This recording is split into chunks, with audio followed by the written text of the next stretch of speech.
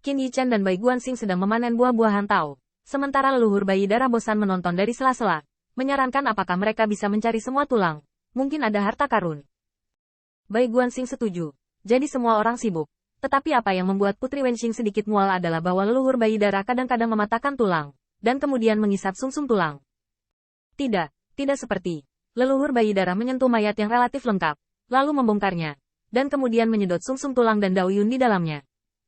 Aku bilang, bisakah kita menyimpannya dulu dan menunggumu mengisap dan tidak ada yang akan peduli padamu? Leluhur berdarah itu tertawa 2 kali dan membuang tongkat tulang yang bersih. Hei, maaf, aku sudah terbiasa. Mu Ciyu dan yang lainnya akhirnya bisa mendapatkan sup untuk diminum. Jika kerangka ini dikeluarkan, mereka akan cukup untuk menempa Dao Bing Dao Bao, yang akan memungkinkan mereka untuk berpartisipasi di dalamnya. Tapi segera, dia ditendang oleh leluhur bayi darah. Pergi. Apakah ini milikmu? Seolah menutupi mereka agar tidak mati. Itu adalah kebaikan Tuan Bai. Leluhur berdarah itu tidak begitu pemarah. Dan Mu Ciyu diganggu bahkan lebih tidak berani mengatakan apa-apa. Jadi dia hanya bisa mengambil sup dan terak tulang yang nenek moyang berdarah tidak suka.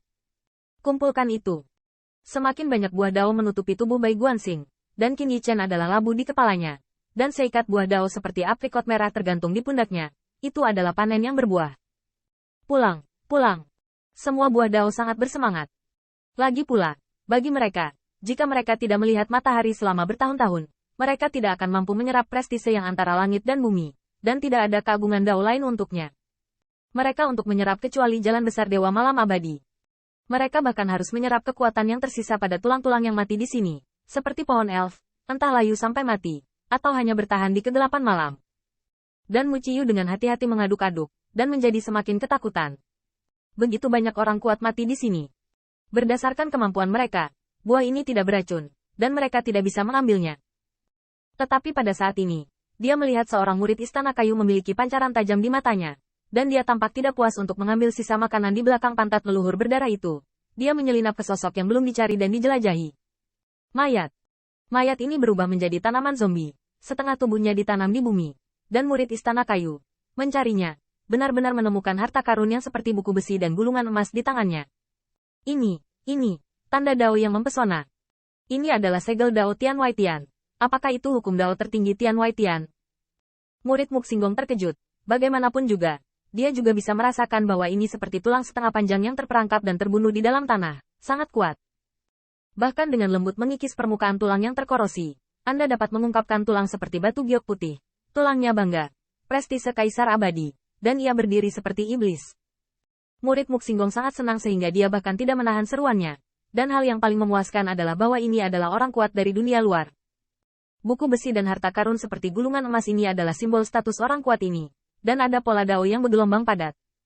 Ini adalah metode Dao yang tidak dapat diprediksi. Bagi para murid istana kayu, untuk mempraktikkan metode ini, cukup untuk buat dia bangga dengan teman-temannya. Awan. Yang paling penting adalah bahwa larangan Dao Yin pada buku besi dan gulungan emas ini tampaknya telah dihapus oleh tanah malam abadi. Dengan kekuatan kaisarnya, mendesak kekuatan ilahi, ia dapat menghancurkan pengekangan yang tersisa. Jatuhkan. Murid Mu Xinggong melihat ke depannya dan senang. Tetapi setelah memikirkan situasinya sendiri, dia dengan cepat memandang Bai Guanxing dan memohon. Tuan, Anda memiliki kebijaksanaan untuk mencapai langit. Metode ini dapat dipraktikkan, dan biarkan kami memahaminya sebentar. Benar kan? Namun, Bai Guanxing dan Qin Yichen masih sibuk membersihkan Dao Guo, dan leluhur bayi berdarah itu juga mematahkan tulang kaki dan mengendusnya, sepertinya memasukkan kelezatan ke dalam lengan bajunya, menunggu untuk dicicipi di masa depan. Tetapi setelah mendengar seruan kegembiraan dari murid Mu Xinggong di belakangnya, wajah leluhur berdarah itu tiba-tiba berubah, dan dia langsung menendangnya. Langit di luar langit, siapa yang membuatmu bergerak?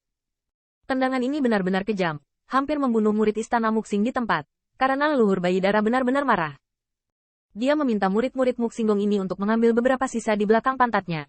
Pertama, dia merasa bahwa murid-murid Mu Xinggong hanya pantas mendapatkan sisa makanan. Alasan kedua adalah bahwa sisa-sisa ini tidak sederhana sebelum mereka hidup, dan ini adalah tanah malam abadi. Hanya jika dia telah mencari, dia dapat memastikan apakah ada bahaya. Terutama 3 kata Tian Wai Tian tampaknya menyentuh saraf leluhur berdarah, membuatnya sangat marah. Dia menendang murid Mu Xinggong pergi, tapi masih terlambat. Beng, boom. Pada saat murid istana kayu mengangkat segel buku besi dan gulungan emas, kerangka yang tertutup kabut abu-abu malam yang gelap tiba-tiba bergetar, dan gerakannya kaku, seolah-olah mati tanpa menatap. Menghabiskan semua kekuatannya untuk mengubarkan Dao Wei yang terselubung. Suka. Dan setengah dari tubuh ini dengan tulang yang terekspos di tanah bahkan lebih cepat seperti kilat. Qin Yichen dapat yakin bahwa jika dia baru saja menyerang di belakangnya, dia tidak dapat melarikan diri. Leluhur berdarah itu tidak melarikan diri, karena kerangka ini sepertinya ditujukan padanya. Geng beng. Saya melihat lengan tanpa tulang dengan hanya pola kekaisaran melonjak dan mencengkeram pergelangan kaki leluhur berdarah, yang terakhir ingin terbang kembali, tetapi itu masih selangkah lebih lambat. Blood Infant Body, itu kamu. Seperti yang diduga, itu kamu. Qin Yichen buru-buru bangkit, hanya untuk melihat bahwa tulang kaisar benar-benar mengangkat senyum sengit. Akhirnya menemukanmu, tubuh bayi darah. Apakah kamu pikir kamu dapat melarikan diri dari tuanku?